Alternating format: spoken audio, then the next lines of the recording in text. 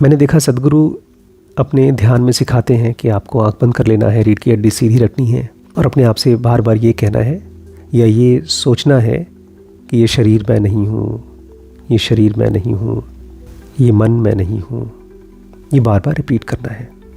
लेकिन मेरे हिसाब से अगर हम किसी चीज़ को रिपीट करते हैं तो धीरे धीरे हमारे ब्रेन के सेल्स में उस चीज़ के प्रति अवेयरनेस कम हो जाती है। कोई भी चीज़ आप रिपीट करते हैं तो धीरे धीरे हमारे ब्रेन की ये हैबिट है कि उसको अपनी अवेयरनेस बचानी होती है। इनफैक्ट इसलिए वो हैबिट बनाता है। तो मैं आपको यहाँ पर सिखा यही रहा हूँ कि कैसे आप अपने शरीर से अलग हो सकते हैं, लेकिन साथ ही साथ मैं आपको कुछ इनसाइट्स भी दूंगा। उसमें आपको क्या करना है, अपनी आंखें बंद कर लीजिए और जो कुछ भी मैं यहाँ पर बता रहा हूँ उसको सुनिए और ध्यान होने दीजिए। नमस्कार दोस्तों, स्वागत है आपका डीप नॉलेज में। आज मैं आपसे एक ध्यान की क्रिया कराऊंगा। बहुत सिंपल क्रिया है। इस क्रिया को सिखाया है भगवान श्री दत्तात्रेय ने, जो दुनिया के सबसे महान योग गुरु माने जाते हैं और मेरे हिसाब से वो एक अवतार थे क्या, बहुत से लोग ये भी मानते हैं कि वो अभी भी हैं। अगर कोई योगी बहुत डीपली उनसे कनेक्ट होना चाहता है, मिलना चाहता है, तो प्रकट हो जाते हैं, उनको दर्शन भी देते हैं। बहुत बार सपने में दर्शन देते हैं मॉलिक्यूलर वर्ल्ड में, और बहुत बार फिजिकली भी दर्शन देते हैं।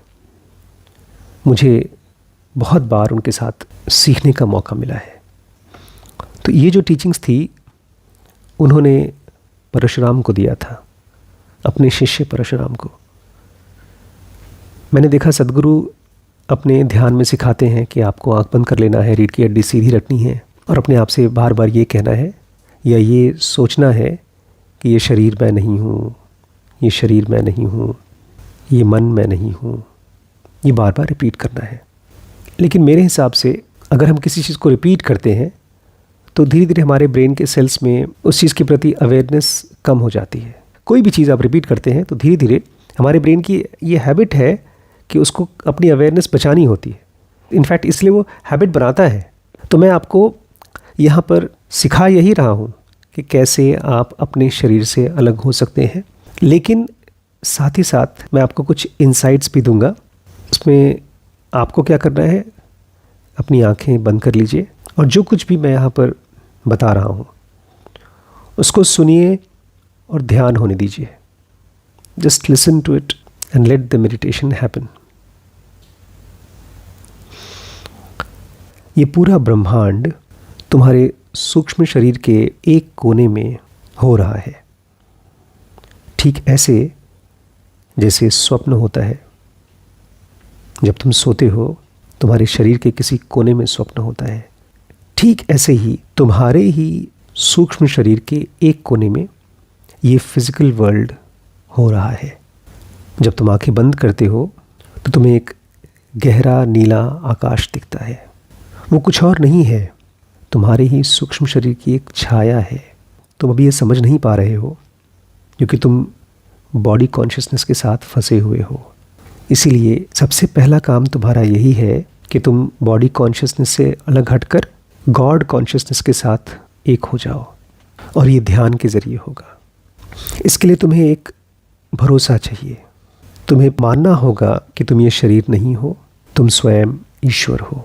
हमारी मान्यता बड़ी मजबूत होती है। हम जिस किसी चीज़ को मान लेते हैं वो हमारे लिए सच हो जाता है। अगर आप रोज़ रोज़ ये रिपीट करें, मैं गरीब हूँ, तो हमारा मन इस बात को मान लेता है और ये बात हमारे लिए सच हो जाती है।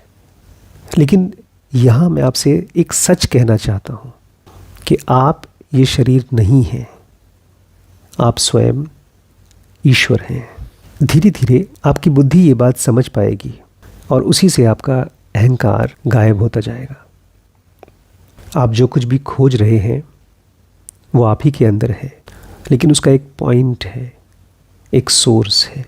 उसी सोर्स को महसूस करने को ध्यान कहा जाता है, और वही सोर्स जो आपके शरीर में है वो सबसे पवित्र है, वही प्रार्थना के लायक है, वही याद करने लायक है और वही होने लायक है।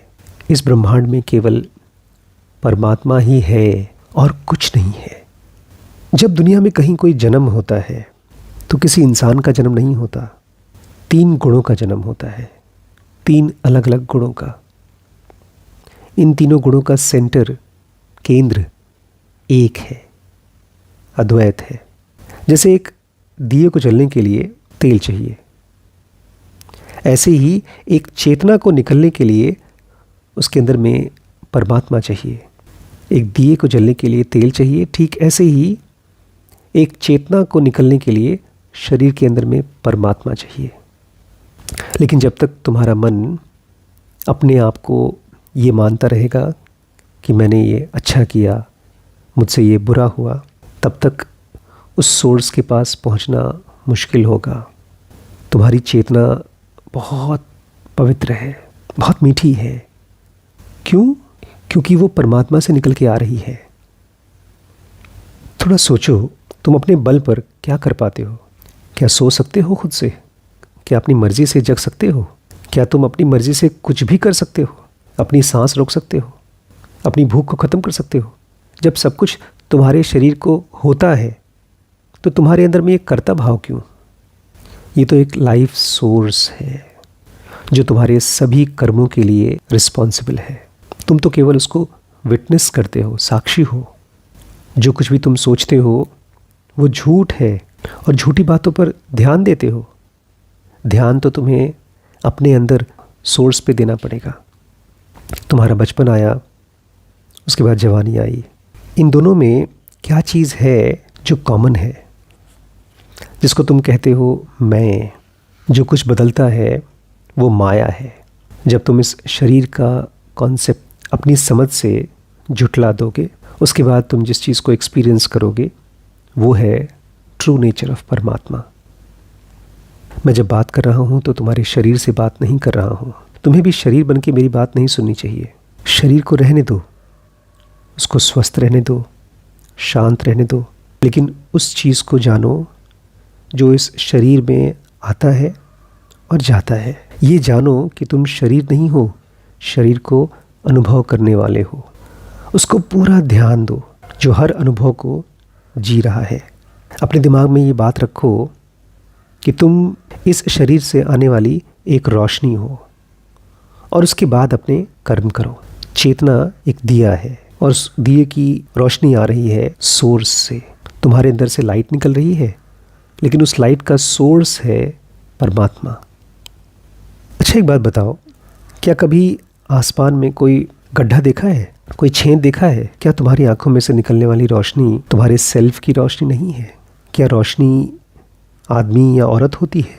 ये कॉन्सेप्ट है तुम्हारा जो शरीर को देखती है और इसीलिए मौत से डरती है। तुम पहले चीज़ों को उम्मीद करते हो और उसके बाद उनको पा जाते हो। तुम जो दुख पाते हो तुम्हारी ही उम्मीद में से निकला हुआ एक अनुभव है।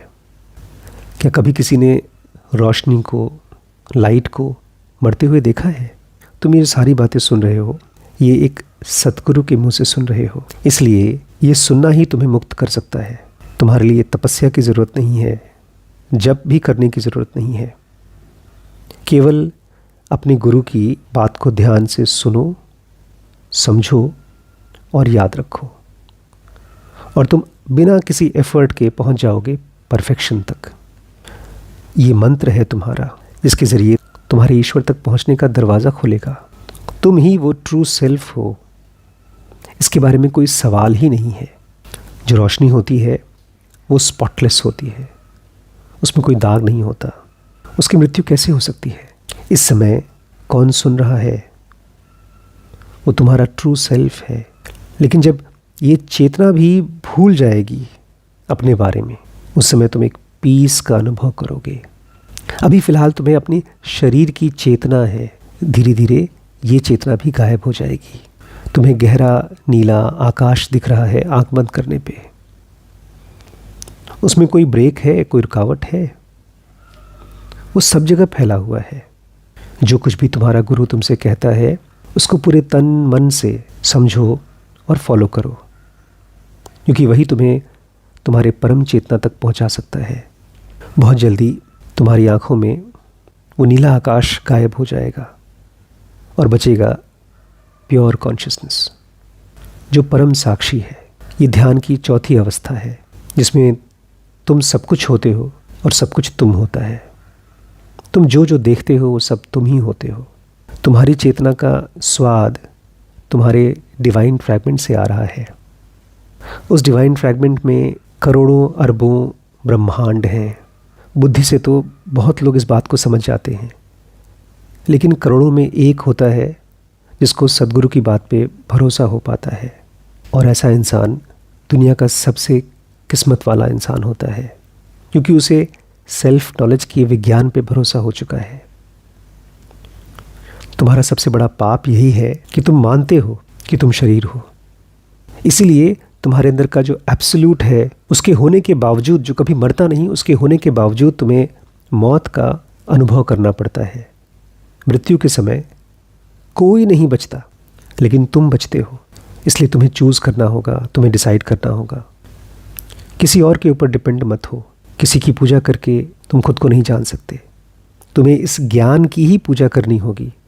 अपने गुरु के शब्दों को सुनना और समझना होगा, और फिर तुम देखोगे तुम्हारे अंदर करोड़ों अरबों ब्रह्मांड खेल रहे हैं तुम्हारी चेतना में। अगर तुम अज्ञानी मर जाते हो, केवल शरीर रूप में मरते हो, तो ये सबसे बड़ी बदकिस्मती है। क्योंकि अगर इस दुनिया में कोई ईश्वर है तो तुम्हारा सेल्फ है, तुम्हारा सेल्फ रियलाइजेशन है, और वही है मुक्ति का द्वार। दोस्तों, अगर आप इस पूरे वीडियो को अपने कॉपी में लिख लेते हैं, 1 बार, 2 बार, 3 बार, तो उसी से ही धीरे धीरे आप सेक्शन 2B, 3 और 4 खोल सकते हैं। ये डिवाइन फ्रैगमेंट में से निकली हुई सीक्रेट नॉलेज है जो गुरु दत्तात्रेय ने परशुराम को दिया था, कृष्ण ने अर्जुन को दिया था, मुनि वशिष्ठ ने भगवान राम को दिया था। और इसी ज्ञान से वो सारे इस फिजिकल बॉडी के कॉन्शियसनेस से मुक्त हो पाए, और आप भी हो जाएंगे।